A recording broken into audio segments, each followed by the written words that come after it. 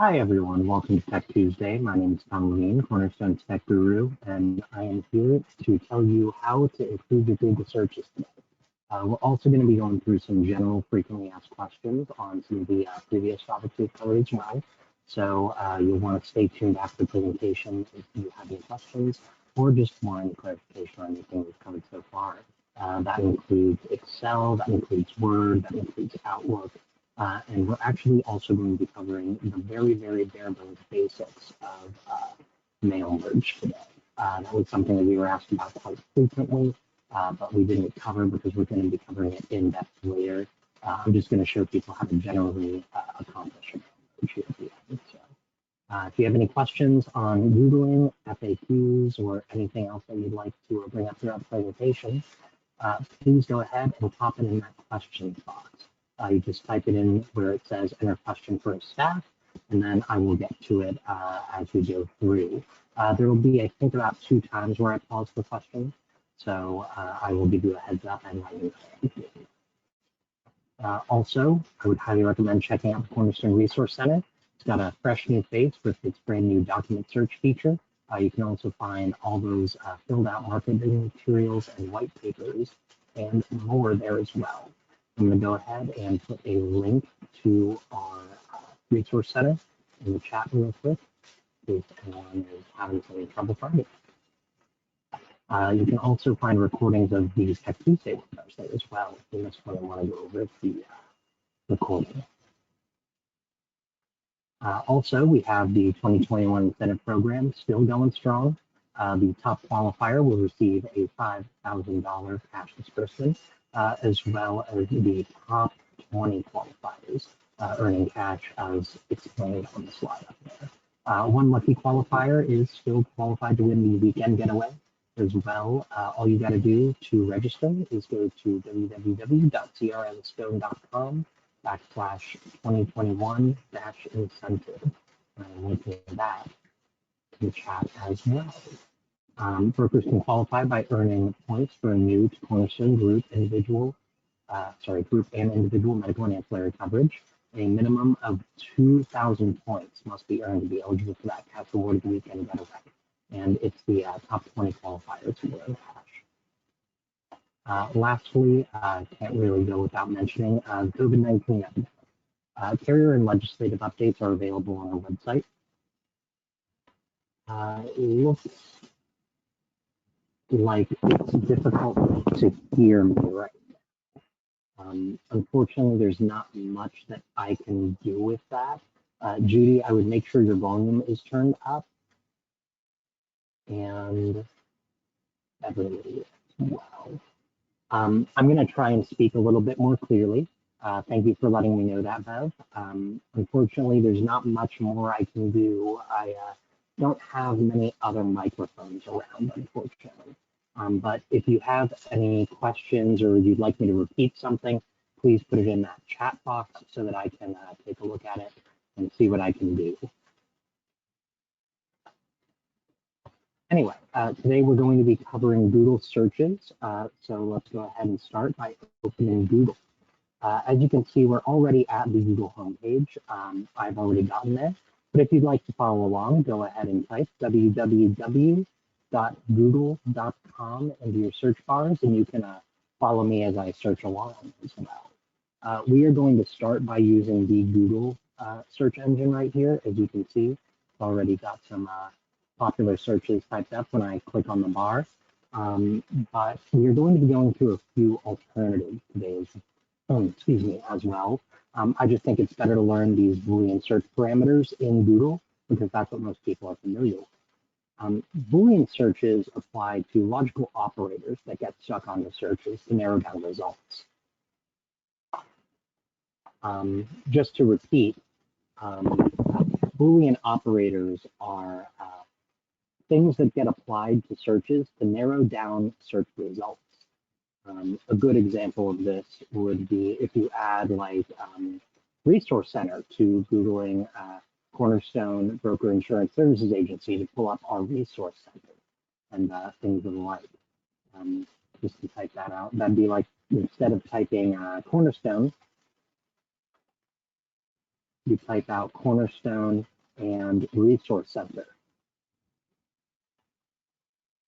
There are some symbols that get applied to this as well, such as plus for and or minus for exclude. And actually, all of these different parameters that I'm going to show you today were based off of a mathematician's logical operators, specifically George Boole. George created his own sort of section of algebra where he applies logical operators to different things. And that's where we got Boolean search techniques from. Today, we're going to be doing different searches of Cornerstone, CBISA, Cornerstone Broker Insurance Services Agency, and Resource Center. I didn't give away the game there, just to show you some different options. First, we've got Cornerstone Broker Insurance Services Agency just plain. If I search that,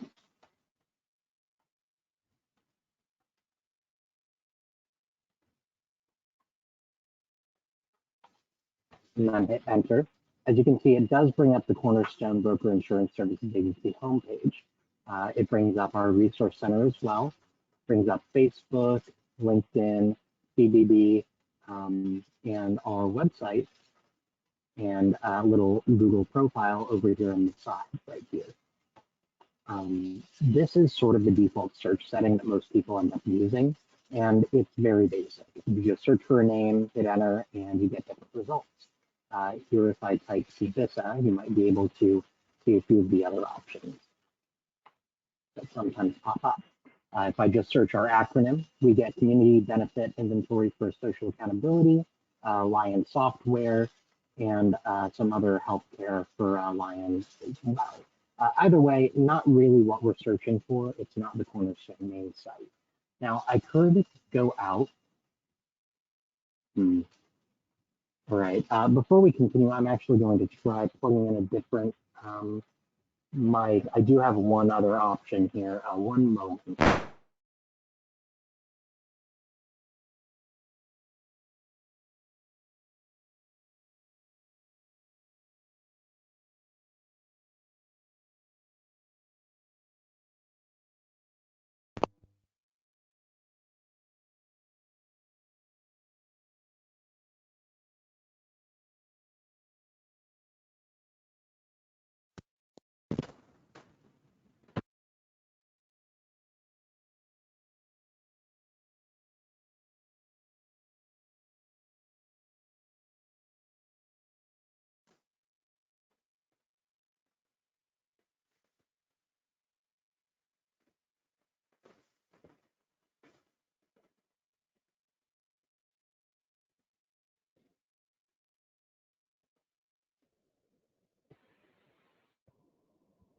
Hello, hello.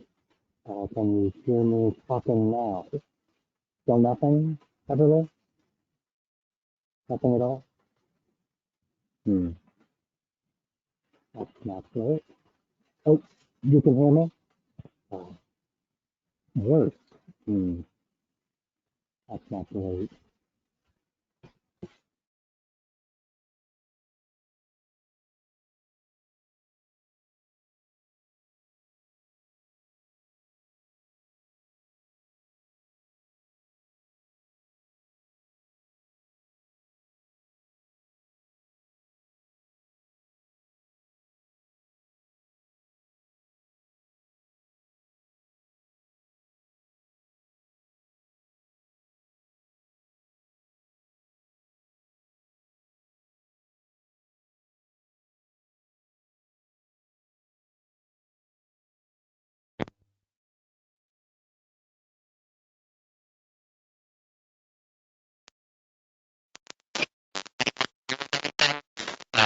Can you hear me?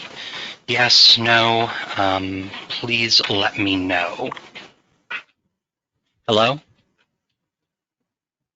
Much better, Barry? All right, then that is the option we're going to use for the rest of this. Sorry about that bad audio at the beginning. I'm still trying out some different options now that I've moved from home.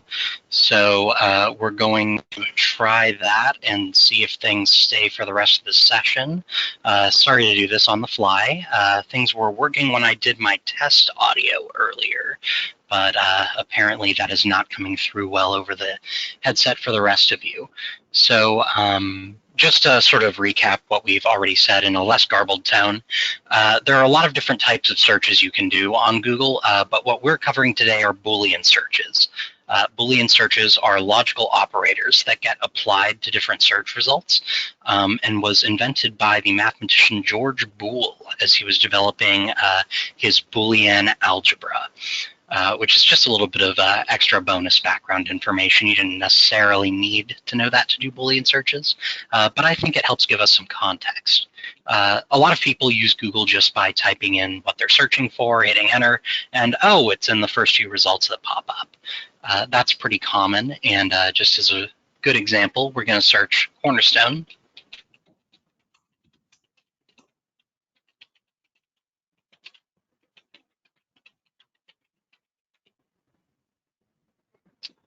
And as you see here, it pops up with the Cornerstone homepage.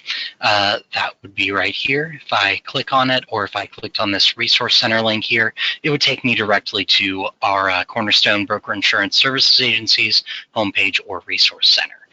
Now, I know that automatically just because it's purple here, and I searched that prior to this webinar so that I would know it would be the first thing that popped up. But as you can see here, there are also a few other sites that popped up. We've got the Facebook page, we've got Cornerstone's LinkedIn, we've got Cornerstone on the Better Business Bureau, we've got Cornerstone on Bloomberg.com, and et cetera, et cetera. So we basically pulled up all search results relating to Cornerstone Broker Insurance Services Agency. And here's where we start to see some of the main points of Boolean searching. If I were to simply Google our abbreviation, CBISA, instead of the full phrase, I pull up CBISA Alliance Software, the Community Benefit Inventory for Social Accountability, or CBISA, a lot of different links that aren't necessarily related to Cornerstone. In fact, most of them really aren't related to Cornerstone at all. But as we work through, we can use some Boolean searches to sort of narrow our results. So I'm going to be doing a few of these options with CBISA, just to show you how it can pop up and narrow down your result. The first one is a basic Boolean operator, and or. A lot of these have symbols as well, and you don't have to just type the word. I could type CBISA and COVID-19 to get anything, or a COVID if I spelled that correctly. And it would bring up COVID-19 results that include CBISA. As you can see right here, I have this option for must include CBISA. And that actually brought up the next Boolean operator that I wanted to apply as well, but we'll get to it in a second. If I hit that option, I'm just going to Control-Z to go back so you see what I hit. I clicked this must include CBISA option, and just watch this text up above. See how CBISA went into quotes? That's actually applying a Boolean search operation to this CBISA and COVID-19 search. In our previous search, as you can see, we didn't really get much with the result that we were looking for Cornerstone. And when I narrowed it to must include CBISA, we still don't really get any Cornerstone websites up available. But CBISA is now surrounded by quotation marks. That is an exact phrase search. So if I were to instead search CBISA and COVID-19 in quotes, it brings up any source that has the string CBISA and COVID-19 somewhere in the article. That didn't really help us for narrowing down Cornerstone, however. So let's search a little bit more specifically, shall we? Now, we know that Cornerstone is CBISA, and they've got a resource center on their site. So let's just add that to the search.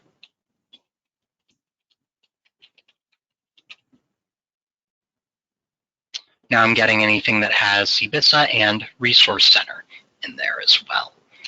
Now this still doesn't bring up the Cornerstone main site, but what it does is it has combined the phrase CBISA and Resource Center into our search parameters, spelled exactly like that. What the quotation marks really serve to do is it serves to lump text strings. For example, if I were to Google this without any of the quotation marks, we might still get similar results. In this case, we jump to Lion Software because CBISA is heavily related to Lion Software in some form. At least that text string CBISA, not Cornerstone. What it's doing here is it's searching CBISA and the word resource and the word center. Because I don't have any quotation marks around these, it is searching for each of these words specifically in an entire website and bringing up any results relevant to that. When I add the quotation marks here, what it does is it searches for specifically the string CBISA and Resource Center. As it shows, there were no results found for CBISA and Resource Center. If I wanted to narrow it and find the Cornerstone Resource Center, all I would have to do is Resource Center in quotes and search for Cornerstone Broker Insurance. And it jumps to the Cornerstone Resource Center as the first linked page. The reason it's doing that is because it's searching Cornerstone, Broker, Insurance, and then the phrase Resource Center in quotes, which generally covers most of two different types of operations you can do. You can do AND searches, and you can do quotation searches. But in the same vein, you can also add the word OR. And what that does is it searches for websites containing the phrase Cornerstone Broker Insurance or the phrase Resource Center. Now, because Cornerstone Broker Insurance is a longer phrase, it brings up a lot of Cornerstone. But if I remove those two words, it searches for anything with Cornerstone or Resource Center in it. So as you can see right here, it brought up Cornerstone because it had Cornerstone in the title. That's why it's bolded. And it picked up on the word resource in Resource Center pregnancy right there to bring that up. It also brought up a lot of Cornerstone resource centers in the area, as well as some links we've already actually clicked on for the Cornerstone Resource Center as well. Those two are the most frequently used of the Boolean search techniques. However, there are a few other ones that I'd like to show you just because they've helped me out significantly. If I were looking for Cornerstone, and I didn't want anything with resource in it, just at all as a word, what I could do is I could put hyphen and then put the word resource. What this is telling Google to do is it's telling it to search for the word Cornerstone on any page, on any site that does not have the word resource. As I can see, we don't get anything for a resource center. We don't get anything for any other sort of resource center through our websites. We just get a lot of links with Cornerstone listed. We have Cornerstone listed right here. This is our actual location. We've got a few other options. We've got the definition at dictionary.com. We've got the Cornerstone Home Lending Inc. page, but we got nothing with, at least that was similar to what we were getting when we were including the word resource in our search. The reason being because we added this little dash here. Additionally, we have one last little Boolean phrase that we can do, and that is star. This is one of my favorites and one of my most useful. If I type resource star center, it's not immediately apparent what it did. We have the Cornerstone Center, we have the Cornerstone Autism Center, Cornerstone Youth Center, Cornerstone Success Center. And that's sort of my hint, if you take a guess at what the star's doing. What it is it's filling in random words for this placeholder. This is really useful if you're just sort of forgetting a part of someone's name or forgetting something that you want to search by. I use it all the time to search for different types of soup recipes because I can just search best star soup recipe and it'll bring up a whole lot of different recipes for soup that really doesn't discriminate based on type, which is what I enjoy. I like to try a lot of different things, so this type of search might be for you if you're a home cook or just looking for a lot of different options. Like I said before, what it did is it inserted random words for this star right here. So it's not just searching for a Cornerstone Center, it's searching for a Cornerstone blank center. And that's why we're getting a lot of Cornerstone Autism Center, Youth Center, Success Center options through here, because there are a lot of different types of centers that have Cornerstone at the front of its name. That generally covers all of Boolean searching, at least as far as the search parameters are concerned. I did mention that there are a few other alternatives to just typing and or. And just to type it out for you to see, and is equivalent to a plus sign in a search, or is equivalent to just typing or, honestly. There's not much you can put in there. That star up there is actually auto-suggested for or, but it's not the standalone take all for or. The coded key version for it is minus space, but I don't like using that because it's very easily confused with just minus and the word. So I don't like to use it very often. Other than that, we've got negative and word to remove a word from your search. That's just minus word being the word that you're trying to take out. You can also combine this with your quotation search for exact phrase to remove an exact phrase from your search parameters. And last but not least, we've got that asterisk to fill in a word in our search. So those are all the general Boolean search parameters that you can use.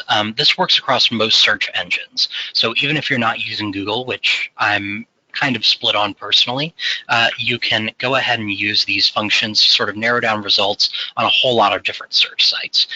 By default, a lot of web searches now use Boolean parameters. So even if you're not on Google, if you're on something like Bing or DuckDuckGo or some other private search engine, I think some people out there still just use basic Yahoo Answers search results as well. These will narrow and these will help find the results you're looking for. I know we used a lot of general examples today with Cornerstone, but this can be applied to basically everything, especially nowadays if you're searching for specific locations or if you're trying to find the closest Meijer, for example, if you're trying to go shopping. That's what I'd use this for. It's a great tool to narrow down results to display exactly what you're looking for. Now, I did say at the beginning, there are a lot of different options for search results, and that is true. There are several. There are a lot of different search engines out there now, but all you really need to do to qualify as a search engine is have a database of information they pull from. In Google's case, it's the entire internet. It parses it using a bunch of different lines of code, and it needs some way to narrow down those search parameters. And that's all you really need to do to be considered a search engine. There are a lot of private search engines, like, well, names escape me off the top of my head, but a lot of search engines that just search like specific databases. Google is really useful because it searches the entirety of the World Wide Web. But a lot of people think it was the first, and it wasn't. The reason Google is so popular now is because it caught on with a setting that works, and it's constantly being improved. A lot of people might think after the Boolean searches that Google just automatically throws the word "and" in there when you're searching, and in general it does.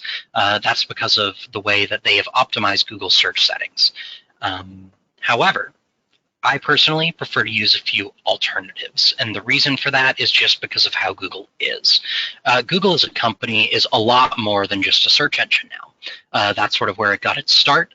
However, it has since expanded. If any of you have ever heard of Google Wallet or Google Pay, those are sort of the same thing now. Those are sort of side ventures that Google has broken into. As you can see up here in the sign-in link, you have the option to sign into Google now and have your own Google account. And while that does give you access to a lot of other web address services that are involved in Google, it locks you in and lets Google get even more data. A lot of questions that I hear about Google is how Google makes money. A lot of people question that, and the way they do it are with ads. What they do is they will track your search results, either from your IP address or from your Google sign-in.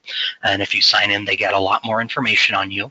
And then they display personalized ads. If you ever have a Google hooked up phone and you've just been mentioning how hungry you are, and then you get a pop-up notification for a sushi restaurant in your area, that's not just random. Google actually knows you were thinking about eating and recommended that sushi restaurant as a result. So because of that, a lot of people have tried to find alternative search engines and shy away from Google. My personal preference is to use Bing, or formerly Msn Search. The reason I like Bing isn't because it tracks you any less. In fact, it does a little bit of the opposite, but because it actually gives you something back for that. All of the Boolean search results that we had on Google will also pop up on Bing. You might get a little bit of a different option, though, if we search Cornerstone, just as an example. It immediately brings up cornerstone.com because it knows that I've gone there in the past through my web history. It kind of parses your searches based on your history too, which in my mind brings you a few more accurate results. They do, just like Google, have people pay to get the top result on MSN or Bing search as well. So, not entirely based on your searching preferences, but it is useful in my mind to narrow down the sort of results I'm trying to find. The reason that I like Bing more, though, is because of this feature up in here. As you can see, I just earned 5 of whatever this symbol means. What those mean are MSN search points. Those search points can accumulate to allow you to find a whole slew of different things you can purchase on their store. And you get those just by using Bing. Any sort of search result or any sort of quiz you take on their website once you create an account earns you these points. And while you do need a lot of them to redeem them, you can redeem them for a lot of different things. Personally, what I like to do is I like to redeem my search results for a charity donation. You can take the charity donation of your choice and have what is now the owners of Bing, Microsoft, donate money to a charity of your choice or one of the ones they give you the option to. You can also use this, if you're not so philanthropically inclined, to redeem them for gift cards, like Subway gift cards, or ones that my friends often did in college. And that way the search results actually pay you back. So this way you can get some payback for your hard-earned search results. Additionally, I think it provides better videos. If I search for Cornerstone Tech Tuesday, for example, not only do I get little search results here, but I can actually play it in my search browser right here. This is the Excel 101 or 201 Formatting and Pivot Tables webinar, and it'll play it in your web search bar as well. Were I to do the same sort of search in Google, I would go to Cornerstone Tech Tuesday, hit enter, go to video, and then unlike in the Bing search, I just get a bunch of individual links to YouTube channels and videos. Well, it does show this sort of little cutaway here.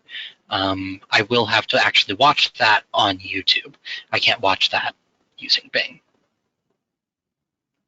But that's generally why I prefer Bing, the searches and the fact that it pays you back for what you've searched. As you can see now, I'm already up to 25 points, where I was up at 5 earlier. I also tend to trust Microsoft a little bit more.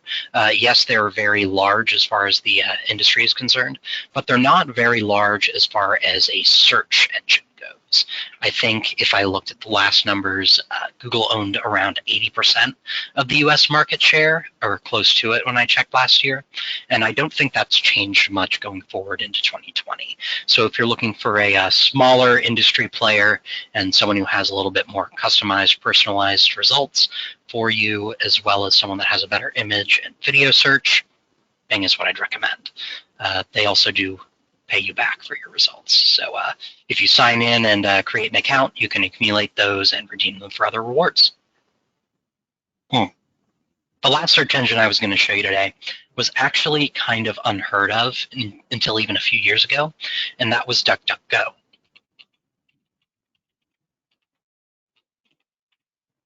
If I go to their website, it's just duckduckgo.com. Then, as you can see, their first line right here is why they're useful. It's a search engine, and it does not track you at all. To be clear, Bing and Google both track not only your search results, but the websites that you've clicked on through your links. It gives them that data and helps them not only parse for better results based on your browsing history, but it also helps them record what you've done and market themselves to companies better for pushing you ads, like I said before with the example with the food. DuckDuckGo does not do that because DuckDuckGo doesn't record what you search. If I search Cornerstone here, it actually doesn't even realize that I've been searching for Cornerstone at all in any of my previous search results. If I bring up my history for my web browser, which is Control-H, actually, it's probably going to be easier if I do that with Google because they do separate search settings.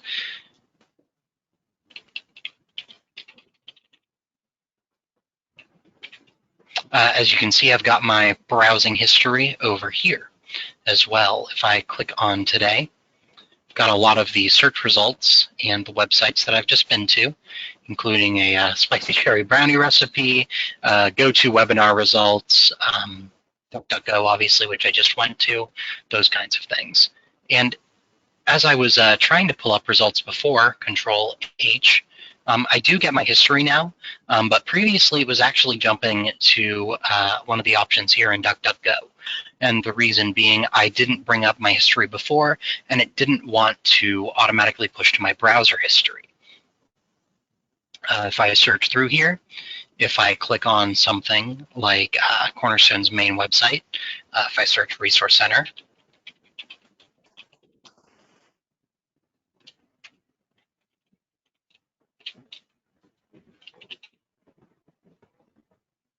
I pull up the Cornerstone Resource Center first thing. And now that I've loaded that and gone back, my web browser has recorded that I've gone in there. But if I just search Cornerstone this time, if I can control my mouse, it actually doesn't pull up that first search result that I just clicked on. And the reason being is it didn't record that I had actually gone there. That purple link is something that's recorded by your browser, believe it or not your search engine. So I've been there before, so it popped up in purple. That way, if you're jumping to DuckDuckGo to do another search that you don't want recorded, it will still show the results that you've already used in your browser. The way around this, by the way, is private mode for your browsers. If anyone has a question on that, please feel free to ask it in the following Q&A, which actually is about to start. There are a few other options as far as search engines go, but in my opinion, these are probably the top three to use. If you have any questions regarding search results, please reach out to me directly at tlevine@crnstone.com. We do have a few other upcoming webinars as well, including Jeff Beglin, who is on tomorrow, and he's doing some more individual carrier-specific webinars. And Jess is coming here next week, same time, same place, on Tuesdays with the Build Your Brand webinar. If you have any other questions regarding any of our Cornerstone COVID response, please feel free to contact us directly. Once again, my email address is tlevine@crnstone.com. If you have any other questions, please reach out to me. But that kind of wraps up our search engines and now gets us into frequently asked questions. Like I said before, there was one that I already got submitted, which was how to do emails in mass. And that involves a lot of what we've already actually done. I'll be covering it a lot more later on in the year, but I do actually have an example rig just to show people how to do mass mailers in general. So we're going to go ahead and start with that. And no problem, Beverly. No problem at all. Thank you. So let's go ahead and get started. If I go into my Tech Tuesday FAQ folder, which I've already rigged up, you can see I've got a few different sample documents. I've got the Just Google It PowerPoint that we were just in. We've also got the mail merge template in Docs, and we've got a sample for mail merge. In order to do mail merge, you're going to need Microsoft Outlook. You're going to need a mail merge template document, which in this case is our docx, and you're going to need a list of names and emails. In this case, if I open up my XLS for it, you can see we've basically just used the reference file from our Tech Tuesday on Excel versions 1, 2, and 3. We've got a lot of extraneous data here, and I did that on purpose. The reason being, all we really need is this email line, first and last name line, or a last comma first name line, whatever you prefer. However, you can put a lot of other data into your mail merges as well, which is why I've left it here, so I can show you when we get into key bindings. The other thing that we need to know is we need to have a template already. This probably already looks a little bit different than what you're used to. If I go into, I believe it is View, Draft, or Outline. Yeah, we're going to want to go into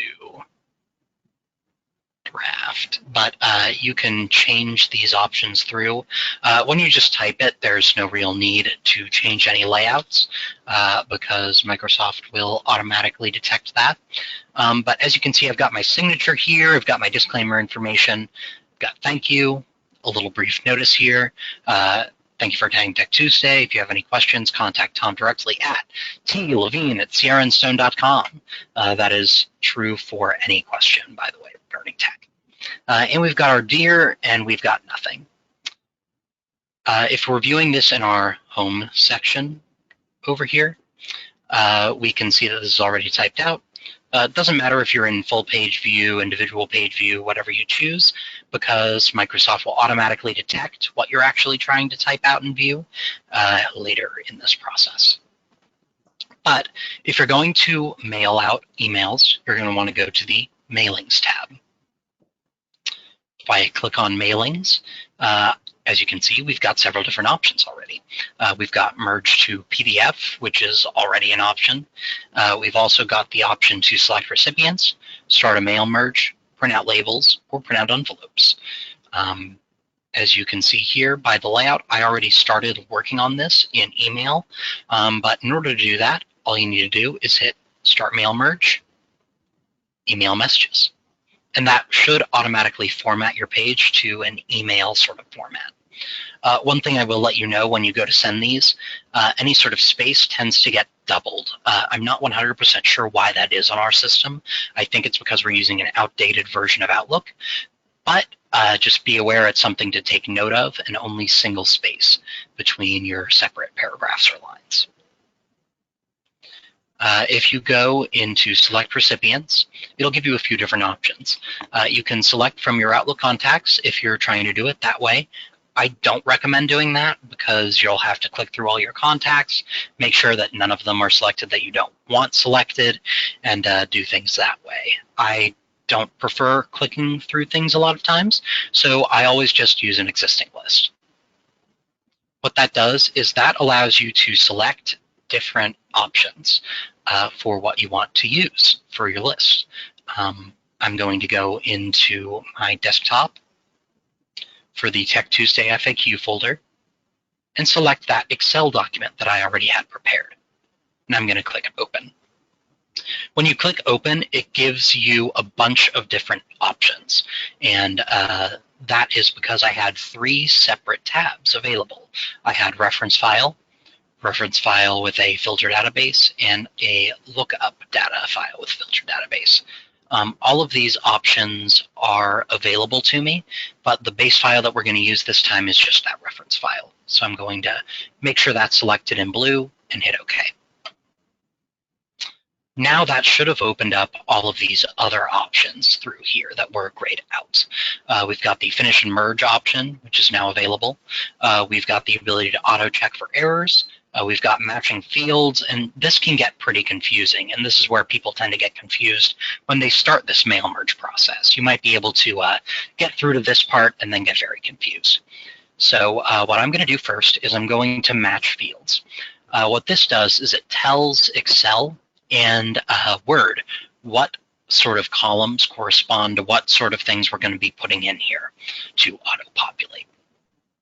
When I go to match fields, it tends to automatically match a few different things. Obviously, first name got matched to our first column because it's just first names. Last names got matched to our last column. When you see that full menu opening, by the way, I'm just clicking on the option and then selecting what I want it to match to. For instance, last name I want matched to last. First name I want matched to first, etc., etc. Email address I want to make sure is matched to email. And all of these email addresses should be false. I'm using fake data, by the way. But just in case, I have turned on my email delay to a total of 5 minutes. So that way, if any of the emails are going to get sent out, I'm just going to delete them real quick. Then I can click the remember this matching for the set of data sources on this computer and hit OK when I'm done. All of these options through here could correspond to different sections of the data table that we had. For instance, state. If I had any state information, I could match it there. If I had a relationship or something like that that I wanted to put in, I could put that to the spouse partner title if I so choose by clicking on that option and then clicking relationship. I could also do the same with courtesy titles, unique identifiers, middle names, suffixes, all the different options you see listed here. Department is actually one of my favorites because it helps me kind of figure out what I'm trying to match people to. Excuse me, that was a little soft. It helps me figure out and narrow down what often I want to send as far as emails are concerned. But for now, we're going to match that up to type. And then we're going to hit OK. In basic mass mailers, all you're really going to want to do is insert a greeting line. To do that, you select where you want your greeting line input and hit greeting line. That's right here. I'm going to actually highlight that real quick. Right up here in this section.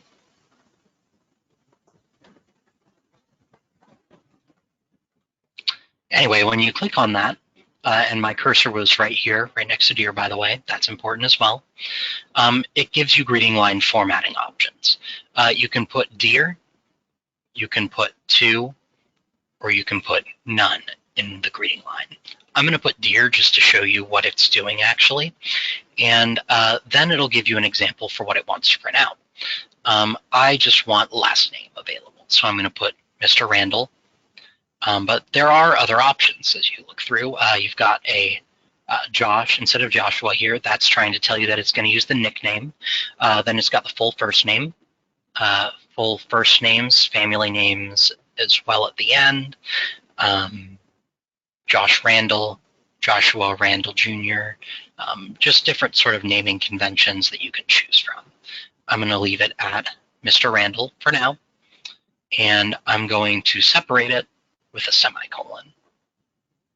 Lastly, it has this greeting line for invalid recipient names, and I'm going to make it to whom it may concern right there, just so we can pick it out a little bit easier. And then below that, it shows you this preview. It says here is a preview for your recipient list. As I scroll through this option, it shows me what my different emails will pop up as. For instance, Dear Mr. Randall will pop up as, for option 7, Dear Jane Adkin. That isn't quite what I'm looking for.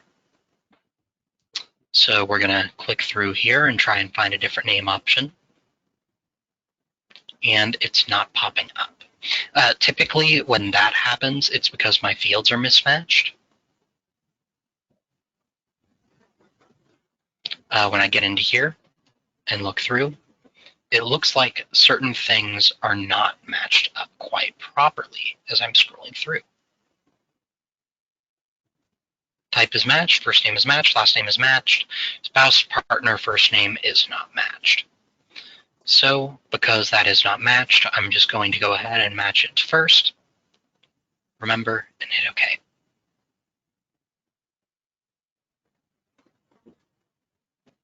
And then we're going to change our selection to Mr. Randall. And it says Dear Jane Atkins still. If we go back through, we've got all of our first and last names combined as well. And the reason for that, I believe, is because we don't have a suffix listed. If I just change it to first name, it does detect that. So if you're planning on inserting suffixes, I would recommend making sure those are all matched as well. I'm going to hit OK. And here we see greeting line pop up right here. Just to show you why I made sure to put in that other header line, I'm going to go ahead and show you a preview of what we're going to do. And I'm going to do that by hitting on preview results. When I hit preview results, as you can see, even though I added a comma and put dear up front, it says Dear Dan semicolon. And that's because of our greeting line options. If I hit update field right here, that'll update the actual field that it's pulling from. It won't actually open up that greeting line. If I want to edit the greeting line options, I have to physically click edit greeting line, and I got there by right-clicking on the greeting block and then hitting edit greeting line. If I change the dear to nothing, the semicolon to none, and then hit OK, that changed it, so now it's just putting in our recipient's first name as well. Other than that, for preview results, that should be about all you're looking for if you're just sending out basic emails. You can also add other sorts of merge settings and merge fields in here, but we're going to cover it more in depth later on this year. For now, I will just say that if you want to insert other fields, you're going to have to match them to the field type through the match field setting. Make sure you hit remember, and then you're going to insert other different field options into here below wherever you need them. For instance, if I hit highlight merge fields, you can see I've only inserted one, but you can insert multiples, and that's something a little bit more advanced. But anyway, when it's time to merge, you're going to hit finish and merge, send email messages to, and this to section here actually pulls from all those headers that we had. We're going to send it to the email address listed. We can add a subject line. Thank you for attending Tech Tuesday is a good example of one. And then you get this mail format section. This is actually something you can use in Outlook as well. If I click on the dropdown, I have attachment setting, plain text, and HTML.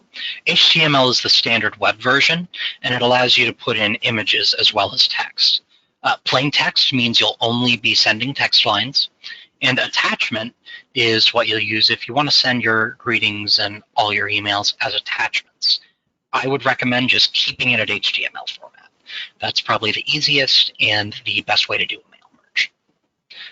You can also choose to send all the records on your list that you've matched, a current record, or you can narrow it down. Let's just do from 1 to 10 as an option, and it'll send only the first 10. If I hit OK, and then open up my Outlook, once it's all sent,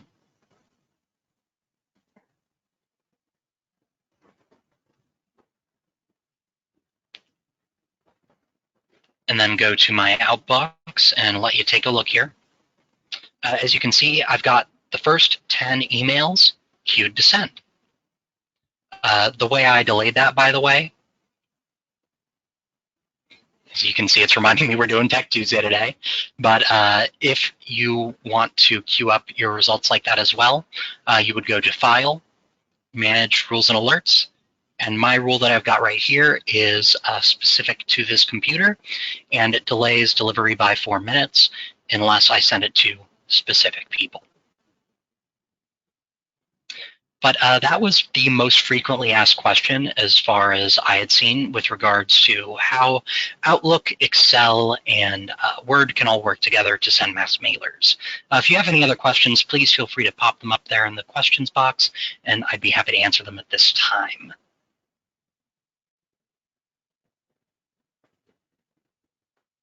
And sorry again about the bad audio at first.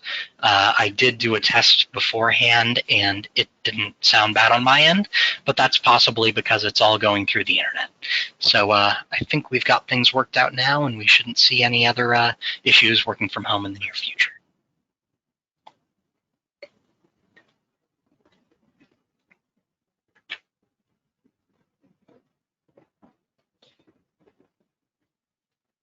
If you don't feel comfortable, by the way, just shouting out your question now, like I've said before, you can email me directly at tlevine@crnstone.com. You can send me any questions you might have there as well if you don't want to ask them right now in the webinar.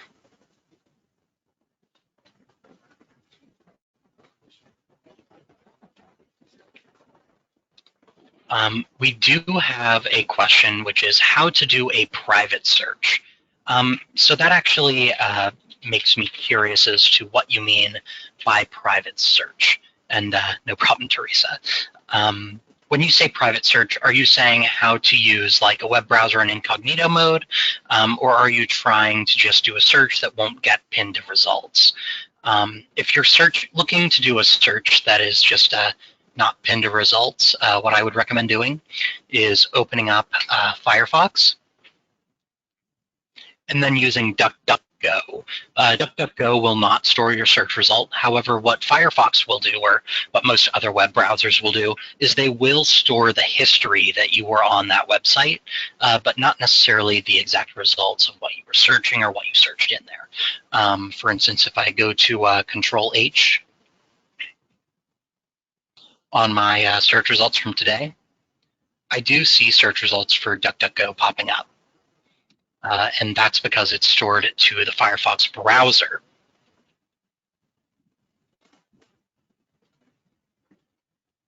Audrey, I'm going to need a little more specifics there just to make sure what specifically you were asking about, unfortunately. But if you're trying to avoid that showing up in your history at all, what you can do is you can right-click on Firefox or whatever web browser you're using, and you can go ahead and open it. And then most search bars will have this setting here in the toolbar up here to do a private window. Private window is browsing with tracking protection. What that does is it doesn't store any of your searches in your history. Oh, within Google search for your hidden searches. Unfortunately, Google doesn't really hide your search data at all. They do have a few options you can click on to say that it's not going to track your service, but unfortunately, it still kind of does for its own gain. It might not show up in your history, but it will track your search results. The best thing to do is to go on private browser, go to www.google.com, or whatever other search engine you're trying to do. You'll automatically be logged out, so it won't record your results as actually being you searching, and your web browser, because it's in private mode, will not record what you were searching either. That's probably the best way to avoid data. The best way to avoid any sort of tracking at all, though, would be to open a private browser and then go to DuckDuckGo. That's just the easiest way. You could also use a VPN For your search results, your browser will probably still track your data that way if you don't go private or incognito. But what a VPN does is it sets up sort of a barrier between you, your ISP, being your internet service provider, and the actual search engine as well. So that way it's not actually targeting any of your personal data as you search through things. That's just the best way I know to keep things private. However, there are actual search engines that are dedicated to keeping things private as well. I'm not 100% sure if it does it, so don't quote me on this, but Oprah is one of the common search engines that does it. I think DuckDuckGo might actually be doing their own search engine as well, but I'd have to do a little bit more research on that for you. I have your email, so I will get back to you with other more specific ways of hiding your searches as well. Any other questions? And I'm happy to research your result, by the way, if I don't know the answer offhand.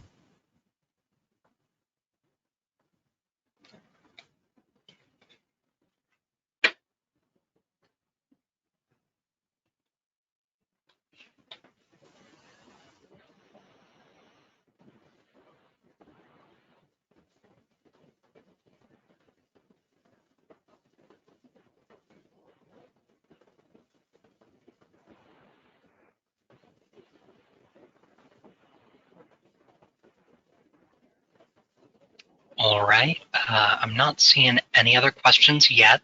If you have one, please go ahead and type it in the search bar right now, or just let me know you're typing. Otherwise, I think that about concludes Tech Tuesday today.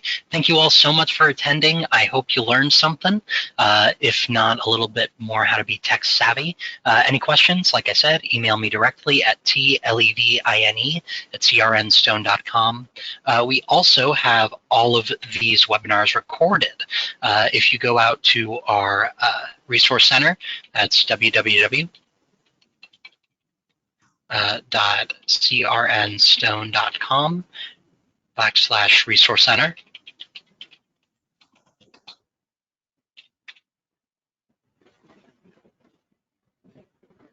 Then go to webinars under the access recordings.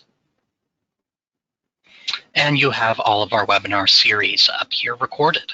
If you click on Access Recordings, then you can access all of the recordings from all of the Tech Tuesdays from this year and last year as well. We are removing other ones as we go through. So if you're looking for the 2019 version of something and can't find it, just give us a shout and we'll be happy to get you a recording or send you a more up-to-date webinar. If you have any questions, please reach out to me and have a wonderful, wonderful day.